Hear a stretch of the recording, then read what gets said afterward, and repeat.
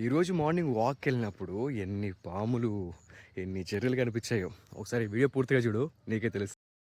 Morning morning walk వస్తుంటే చిన్న గురువు గారు ఎలా పడుకున్నారు చూడండి. చచ్చిపోయిందో ఏమో తెలియదు కానీ నాకు తెలిసి తొక్కిచ్చేసారు, రోడ్లో ఉంది.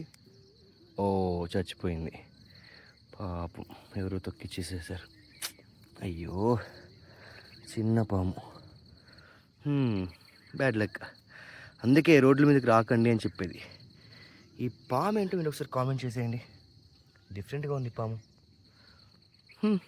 ఈరోజు ఏంటో ఇన్ని కనిపించేస్తున్నాయి. ఇక్కడైతే జెర్రీ కూడా చచ్చిపోయింది అనమాట.